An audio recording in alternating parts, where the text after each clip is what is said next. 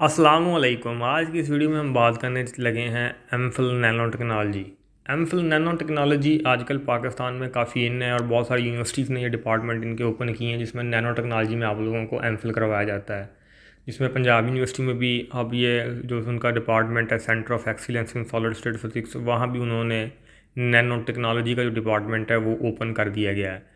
इसी तरीके से जीसीयू फैसलाबाद में भी और भी मटेरियल साइंसेस के जितने भी डिपार्टमेंट्स हैं जैसे कि इस्लामिक यूनिवर्सिटी बहावलपुर, तो ऐसी यूनिवर्सिटीज़ में अब नैनो टेक्नोलॉजी की तरफ भी तवज्जो दी जा रही है। उनकी स्पेशल उनकी डिग्री शुरू करवा दी गई है। तो बहुत सारे बच्चों को इसको लेकर सवालात होते हैं, चूँकि बहुत ज़्यादा बच्चे इनकी तरफ वो आते हैं जिन्होंने अपने बीएस में यानी मास्टर में पहले ऑलरेडी फिज़िक्स पढ़ी होती है। तो उनके सवालात ये होते हैं, क्या नैनो टेक्नोलॉजी को पाकिस्तान में फ़िज़िक्स की डिग्री माना जाता है या इसको एक सेपरेट डिग्री माना जाता है।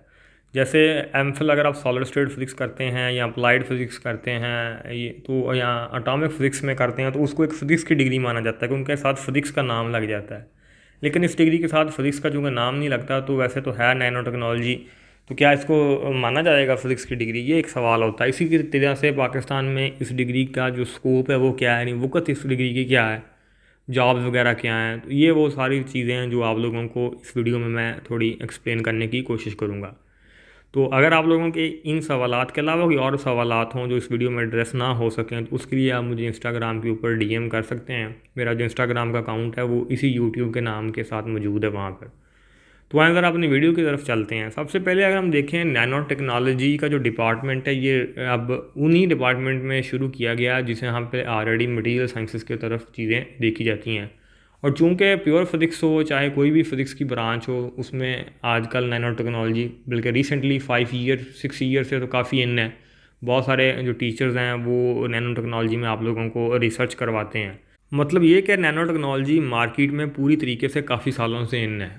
और ये कहना कि ये बिल्कुल एक नई डिग्री है या एक नया चीज़ है तो ये गलत होगा। ये चीज़ ऑलरेडी पहले मौजूद थी। हाँ, इसका नाम बदल के अब डिग्री का स्पेशली नैनो टेक्नोलॉजी रख दिया गया है, जिसमें आप लोगों को जो कोर्स वर्क है वो भी सिर्फ़ और सिर्फ स्पेसिफाइड कर दिया जाएगा। जो कोई आप सिर्फ नैनो टेक्नोलॉजी के मतलब जो चीज़ें होंगी उन्हीं को पढ़ेंगे।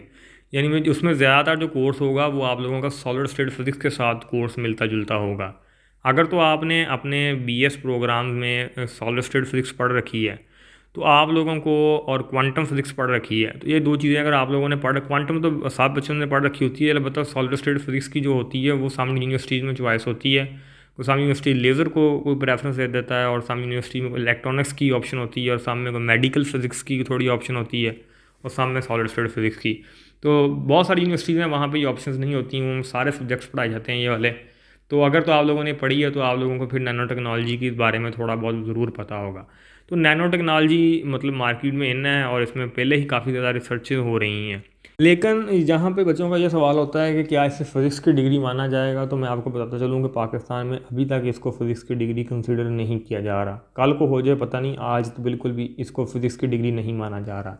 अगर आप लोगों ने एमफिल नैनो टेक्नोलॉजी कर लिया है और आपकी कोई भी पीपीएससी का एग्ज़ाम आएगा, उसमें अगर आप लोगों के मार्क्स डलेंगे कि आपने अपने सब्जेक्ट में एमफिल कर रखा है, तो उसमें आप लोगों को इशू क्रिएट कर सकता है पीपीएससी के, आपके वो नंबर ना लगाए अगर आप गवर्नमेंट सेक्टर में देखें।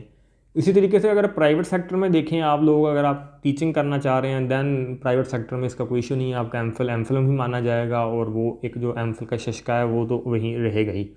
बाकी पाकिस्तान में चूँकि बहुत सारे बच्चों को एमफिल की इतनी इन्फॉर्मेशन नहीं होती कि वो एमफिल कर क्यों रहे हैं, वो इसलिए शुरू कर देते हैं एमफिल करना क्योंकि उनको बीएस के बाद करने को कुछ मिलता नहीं है, तो वो कहते हैं चलें फिर एमफिल कर लेते हैं। तो फिर वो यूनिवर्सिटीज़ देखते हैं, फिर उनका होता है किसी बड़ी यूनिवर्सिटी में करना है, तो जितनी बड़ी यूनिवर्सिटीज़ हैं उन्होंने इस तरीके के नए नए प्रोग्राम शुरू करवाती रहती हैं। अब ये एक अलहदा बहस है कि इन प्रोग्राम का कोई फ़ायदा है या नहीं है, लेकिन बहरहाल वो शुरू करवा देती हैं और बच्चे उन बड़ी यूनिवर्सिटी में जाने के लिए इस जैसे प्रोग्राम की तरफ जो हैं वो अपनी टेंडेंसी शो करवा देते हैं और चले जाते हैं। फिर उसके बाद मुश्किलात पेश उनको होती हैं या नहीं होती। बहरहाल ये भी एक फ्यूचर टास्क है जो अभी एड्रेस करना कबल अज़ वक्त होगा। लेकिन मैं थोड़ा आपको बताता चलूँ पाकिस्तान की मार्केट देखते हुए, यानी पाकिस्तान की ये जो आप लोगों की जो मेंटालिटी है यहाँ पे जॉब्स की सिचुएशन देखते हुए, बहुत सारे लोग एमफिल फिज़िक्स करने के बाद पीएचडी की तरफ जो मूव ऑन करना चाह रहे हैं, तो उनके लिए तो नैनो टेक्नोलॉजी एक बड़ी अच्छी ऑप्शन है। तो नैनो टेक्नोलॉजी करें, उसके स्कॉलरशिप्स मिलने भी आसान है और दुनिया में नैनो टेक्नोलॉजी काफ़ी मतलब देर से इन है और ये आइंदा फ्यूचर भी इसी का है। तो आप लोग नैनो टेक्नोलॉजी की तरफ मूव ऑन कर सकते हैं। लेकिन आप लोगों को अपनी वो जो डिग्री का टाइटल है फिज़िक्स से थोड़ा मूव ऑन करना पड़ेगा, चूँकि नैनो टेक्नोलॉजी के फील्ड में केमिस्ट्री वाले भी आ जाते हैं और जिन्होंने अपने बीएस में मैथमेटिक्स पढ़ी होती है वो भी सम टाइम उनको कुछ यूनिवर्सिटी एडमिशन दे देती है। या बहुत सारे बच्चे जो अपनी एमएससी कंप्यूटेशनल फिजिक्स करके आते हैं, जैसे पंजाब यूनिवर्सिटी में कंप्यूटेशनल फिजिक्स का डिपार्टमेंट है, तो वहाँ से जो बच्चे एमएससी करके आते हैं यानी अप्लाइड वाले फील्ड होते हैं उनको भी फिर एडमिशन मिल जाता है नैनो टेक्नोलॉजी में। तो नैनो टेक्नोलॉजी में काफ़ी मिक्सअप हो जाता है मुख्तलिफ पीछे से जो बेसिस होती हैं उनके सब्जेक्ट्स की। तो ये भी एक बड़ी वजह है इसको फिज़िक्स की डिग्री ना मानने की। बाकी मेरी तरफ से अगर आप मेरी राय लें तो मेरी तो ये राय है कि अगर आप नैनो टेक्नोलॉजी में दिलचस्पी तो रखते हैं दैन आप लोगों को इसकी तरफ जाने में कोई हर्ज नहीं है, और आप आगे पीएचडी का प्लान है आप लोगों का, दैन आपके लिए ये एक अच्छी फील्ड है। लेकिन अगर आप लोगों का अगर पीएचडी का प्लान नहीं है और आप एमफिल फिज़िक्स करना चाह रहे हैं, या एमफिल करके आप अगर पीछे से बेस फिज़िक्स की है और आप चाह रहे हैं कि आप अपने सब्जेक्ट में रहें, तो मैं आप लोगों को सजेस्ट करूंगा कि फिर आप इस डिपार्टमेंट की तरफ ना मूव ऑन करें। दैन आप अपने वो वाली डिग्री करें जिसके साथ फिज़िक्स का नाम अटैच हो, जो आपको आगे गवर्नमेंट जॉब्स में भी कोई फ़ायदा दे सके। तो उम्मीद करता हूँ कि आप लोगों को वीडियो थोड़ी अच्छी लगी होगी। बाकी अगर आपके सवालात हों इसके मतलब और भी, तो आप वो मुझे इसके लिए इंस्टाग्राम के ऊपर डीएम कर सकते हैं। Thank you.